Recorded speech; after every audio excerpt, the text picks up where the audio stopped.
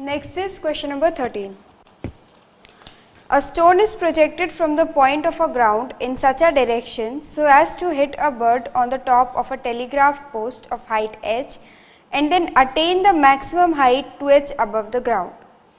If at the instant of projection the bird were to fly away horizontally with a uniform speed, find the ratio between the horizontal velocity of the bird and the stone if the stone still hits the bird while descending. So, एक stone को with some initial velocity u making an angle theta with the horizontal project किया गया ताकि ये एक bird को hit करे जो कि एक पोल में बैठी हुई है जिसकी हाइट h मीटर है, ठीक है, और इसे हिट करने के बाद वो मैक्सिमम 2h मीटर की हाइट अटेन करे 2h, ठीक है। लेकिन क्या होता है कि जैसे ही इसे थ्रो करते हैं, the moment it is being thrown, ये बर्ड यहाँ से फ्लाई करना स्टार्ट कर देती है, ठीक है। हॉरिजॉन्टल वेलोसिटी कुछ v से ये फ्लाई करना स्टार्ट करती है, जिसकी वजह से ये यहाँ तो इसे नहीं हिट कर पाता है क्योंकि जिस मोमेंट में इसे थ्रो किया गया है उसी मोमेंट में bird also start flying to horizontally. So because of that it is unable, it misses the target, ये टारगेट मिस कर देता है। तो फिर क्या होता है, जब वो डिसेंड होता है, while ascending it miss the target. Now while descending जब बर्ड h हाइट में वापस आती है तो ये यहाँ पे इस बर्ड को हिट कर देता है। तो हमको velocity of bird and horizontal velocity of stone that is u cos theta, हमें इसका रेशियो निकालना है। ओके, रेशियो निकालना है। If at the instant of projection the bird were to fly away horizontally with a uniform speed, find the ratio between the horizontal velocities of the bird and the stone, that is v divided by u cos theta। ये हमको निकालना है, ठीक है। सबसे पहले हमें क्या पता है, हमें इसकी मैक्सिमम हाइट पता है। मैक्सिमम हाइट कितना हो जाएगी, u square sine square theta by 2g। This is the maximum height and which is given to be 2h. So u sin theta can be written as, or u square sin square theta can be written as 4gh, ठीक है। अब मान लेते हैं कि इस stone को यहाँ पे आने के लिए t2 टाइम लगा और यहाँ तक आने के लिए t1 टाइम लगा, ठीक है। t1 टाइम तक, वो t1 टाइम उसको यहाँ से यहाँ आने में लगा और t2 टाइम उसको यहाँ से लेके यहाँ पे आने में लगा, ठीक है। This is T1 and this whole is T2। तो बर्ड को यहाँ से यहाँ जाने में कितना टाइम लगेगा, T2 टाइम लगेगा, क्योंकि जब ये स्टोन यहाँ पे आ रहा है उसी टाइम पे ये बर्ड यहाँ से यहाँ आ रही है, तो ये जो टाइम होगा ये T2 है, तो ये जो डिस्टेंस है ये कितना हो जाएगा, ये VT2 के बराबर हो जाएगा, ये डिस्टेंस VT2 के बराबर हो जाएगा। अब ये डिस्टेंस किसके बराबर हो जाएगा, u cos थीटा T1 के बराबर हो जाएगा। This distance will be equal to u cos theta T1 and this distance will be equal to how much, u cos theta T2 minus T1, ठीक है। ये पूरा u cos theta T2 होगा, ये पूरा डिस्टेंस यहाँ से यहाँ तक u cos theta T2 होगा, ये distance u cos theta T1 होगा, तो ये वाला डिस्टेंस हो जाएगा u cos theta T2 minus T1। तो ग्राफ से क्लियरली देख सकते हैं, सॉरी फिगर से हम क्लियरली देख सकते हैं कि VT2 is equal to u cos theta T2 minus T1।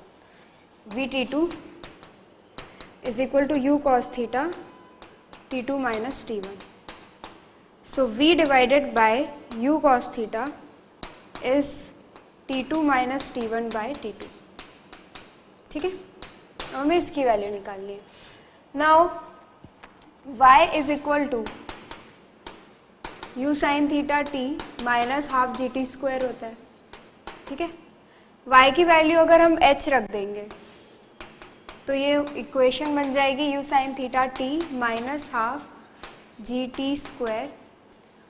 So this is G T square minus 2u sin theta into T plus h plus 2h is equal to 0।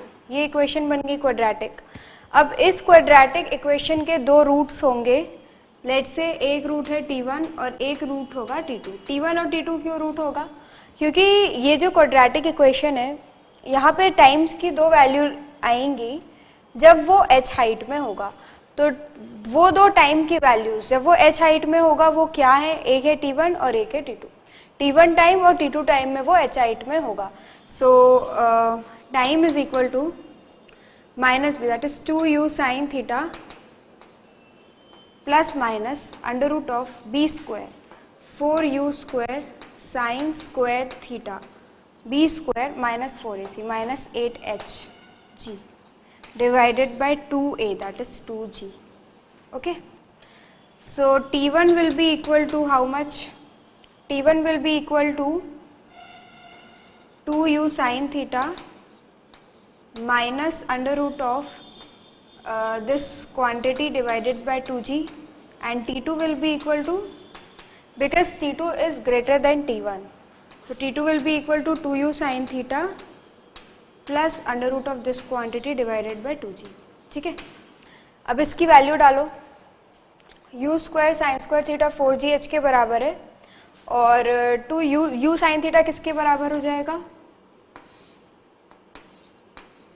u sine theta बराबर हो जाएगा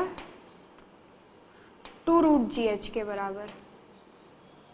ठीक है, so t1 will be equal to 2 into 2 root gh minus under root of 4u square sine square theta, 4 into U square sine square theta, 4 into 4g, that is 16gh under root of 4 into 16gh minus 8gh into 4, sorry, so 4 into 4 16, 16 minus 8 तो ये हो जाएगा 8gh, तो ये हो जाएगा 2 बाहर आ जाएगा अंडर रूट 2gh इसके बराबर हो जाएगा। ठीक है, तो this is 4gh 2 into 2gh, that is 4gh minus 2 into root 2gh divided by 2g, and this is 4gh 4 root gh plus 2 root 2 gh divided by g। ठीक है, इसको इस इक्वेशन में लाके रखो तो you will get t2 minus t1, t2 minus t1 will be 4 root gh plus 2 under root 2gh minus 4 root gh plus 2 under root 2gh divided by 2g divided by 2g. This is t2 minus t1, t2 minus t1 divided by t2, t2 कितना दे रखा है? वो 4 root gh, 4 root gh plus 2 under root 2gh by 2g। ठीक है, 2g cancel, ये और ये cancel, तो यहाँ पे क्या बचता है? 4 into root 2 into root gh। ठीक है, और नीचे क्या बचता है? 4 रूट gh बाहर आ जाएगा और 2 बाहर आ जाएगा, 2 रूट 2 बाहर आ जाएगा, 2 रूट 2 कॉमन हो जाएगा, यहाँ पे बचेगा रूट 2 प्लस 1 और इंटू रूट gh कैंसिल, 2 से 2 कैंसिल, रूट 2 से root 2 cancel, so this value is 2 divided by root 2 plus 1, 2 divided by root 2 plus 1. This will be the ratio. Alright. Next is question number 14. A boat is moving directly away from a gun on the shore with speed v1. The gun fires a shell with speed v2 at angle of elevation alpha and hits the boat. Prove that the distance of the boat from the gun at the moment shell is fired is given by that bracket. So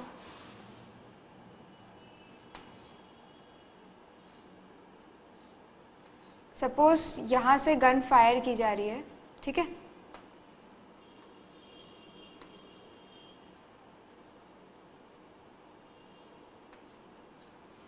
और boat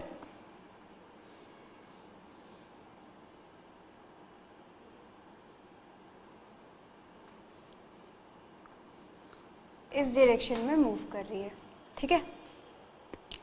a boat is moving directly away from the gun on the shore with speed v1। ये जो speed है ये v1 दे रखी है और इसको v2 से फायर किया जा रहा है at an angle alpha with the horizontal.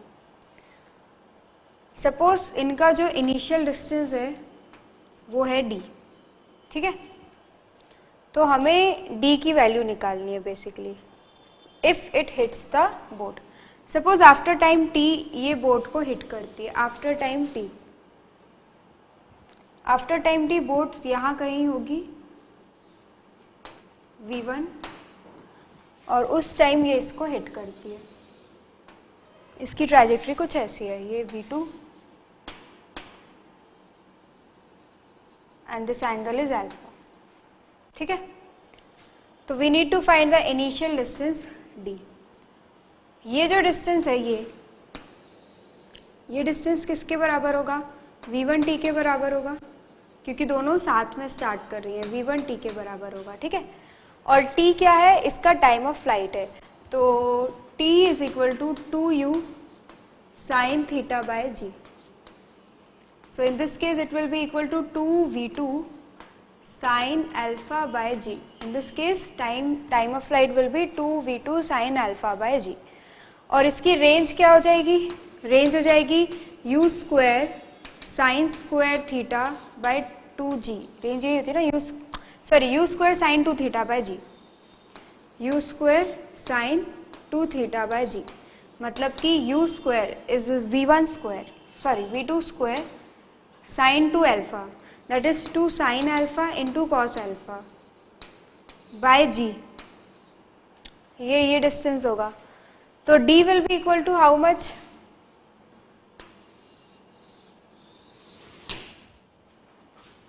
So d will be equal to